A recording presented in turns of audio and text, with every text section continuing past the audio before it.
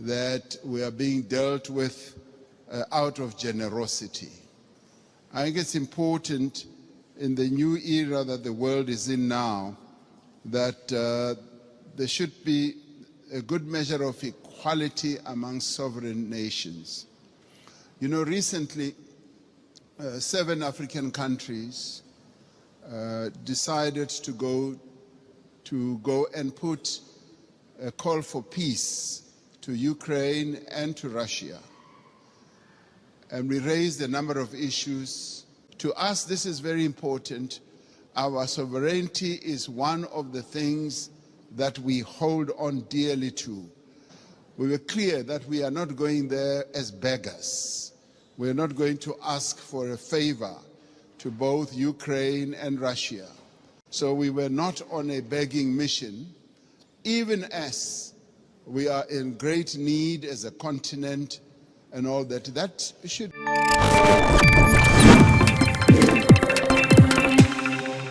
President Ibrahim Traore is a very smart guy. You know, when he ascended the throne, let me put it that way, yes, of course, it is a throne. He's the leader of the whole of Burkina Faso. You know, he realized that when an ounce of gold that is sold, at the time when France was leading, they were getting just a mere 300 euros for an ounce of gold. So when he took over the mantle of leadership, they are now getting their 100%, which is about 1,200 euros for an ounce. This is the guy who is doing it. You know, people are sometimes bring to the fore that, oh, he came to power through the barrel of the gun and through a coup d'etat.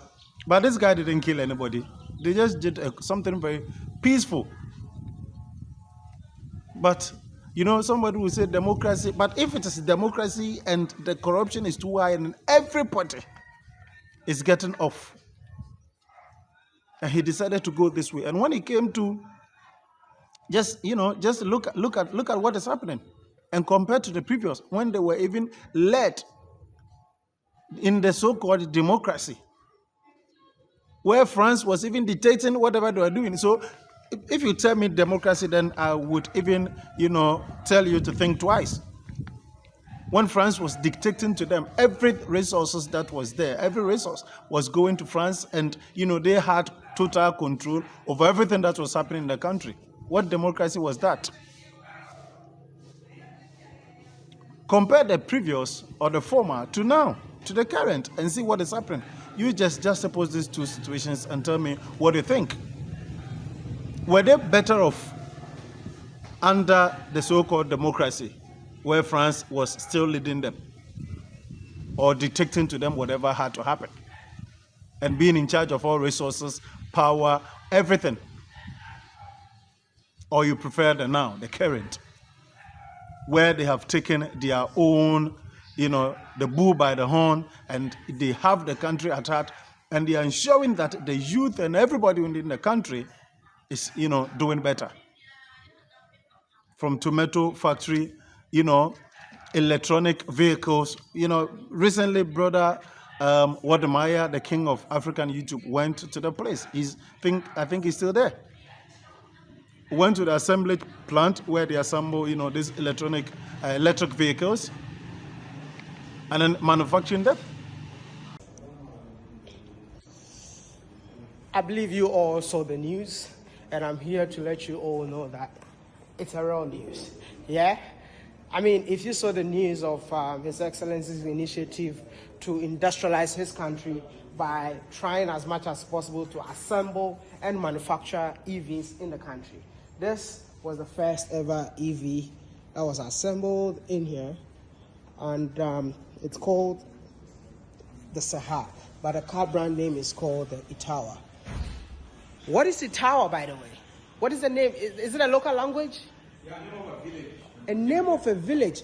Yeah, Itawa is a name of a village here on the outskirts of Ouagadougou. And Sahar means, What is Sahel? Sahel means what? Yeah, Sahel is the part of Africa that is called Sahel. Exactly, the Sahel. So Burkina Faso, the AES countries, Burkina, Mali, and Niger, they are in the Sahel region. Yeah. In Africa. So that's why they chose this name for the model of the car. Cool. But I believe that the word Sahel means something. It means something. Coast. Let me know what you think about that. If you know that, let me know. So this is the first ever EV that was created, right? Yeah. Wow. That's And it. it's called the Sahel. Looks absolutely beautiful, man. Ooh. Wow. So that is the company's name. And right here is another model, which is called Tenakuru. I love the fact that they're using local names. Yeah? This is also a Sahel. You can see it. And what I really love is the logo, which is the national symbol Of Burkina Faso. Burkina The Faso. head of a stallion. Stallion. That's the stallion horse, right? Yeah. So they very soon, I think they also have their own pickups. So it's kind of different models. Look at that. Oh, it's the same as the one that we saw. The same one. And this is another one, which is native. So it shows that you all can visit Burkina and you will be natives of this beautiful land. What would you say? Here is a guy who moves everywhere and moves with the people. He has the charisma, the aura, the people like him. Everything is on point. And he's ensuring that, they move the country from where it was to a different level. And so with the formation of the Sahel group, the AES, look at what they're doing. All these three countries are doing exceedingly marvelous. So what is it about democracy when the people are suffering? And when he came, what has he done? He's not a tyrant. He's not a dictator. And nobody can brand this guy a dictator or a tyrant, and then in the previous it will wash this time around. It wouldn't wash. The guy is for the people, and he's doing what the people want. That is all about leadership. That is all about leadership. Do what the people want, and that is it. Because the country does not belong to one person. It's for all of them. And nobody from outside, no outside power should dictate to them what they should do, like France was doing. So the country is theirs, and they have taken that bold decision to ensure that what is right, what is due them, is given them by their leader, Ibrahim Traore, and that is exactly what he's doing. So don't sit anywhere and say what you do not know.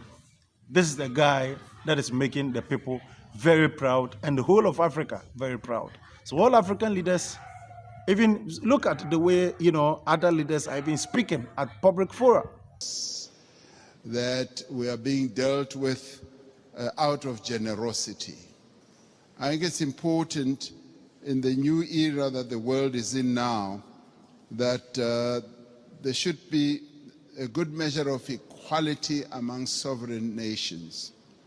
Recently, 7 African countries decided to go and put a call for peace to Ukraine and to Russia. And we raised a number of issues. To us, this is very important. Our sovereignty is one of the things that we hold on dearly to.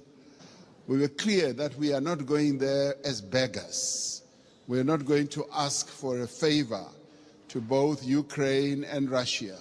So we were not on a begging mission, even as we are in great need as a continent and all that. That should go to demonstrate that Africa should never be seen as a continent that needs generosity. We want to be treated as equals.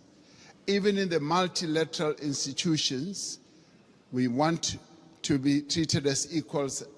And if our equity is at a low ebb, there must be ways in which that can be addressed. I wanted to make that point so that it should be understood where Africa has evolved up to. We want to be key players on the world stage. President Macron wants us to address another issue, which to us is a bit of a negative. You will have heard President Sisi talking about the 100 billion that was promised in Paris. President Sassou Nguesso yesterday as well also spoke about it at the dinner. Now, there is that issue that a number of the commitments that have been made have not really been fully lived up to. But there have been times when we felt like we were beggars. I played a key role as chair of the African Union during the COVID period. We felt like we were beggars when it came to vaccine availability, when we felt we needed access to vaccines, and the Northern Hemisphere countries had bought all the vaccines in the world, and they were hogging them. And they didn't want to release them at the time when we needed them most. And we felt like we were begging. And at times it felt like they would just be droppings from the table, that yes, we will give you that and that. And let me tell you something that generated a lot of resentment. We resented that, and it got worse when we said we want to manufacture our own vaccines. And when we... Then you will realize that the guy has really inspired them to be speaking the way they are doing now. Captain Ibrahim Traore's influence. I'm telling you for a fact, and I'll give you a gist in the next video. This is Authentic Plus TV. Jibril here. Kindly subscribe and share this video. And let's support our own. This guy is doing it. He's making sure that his people get what they want. Thank you.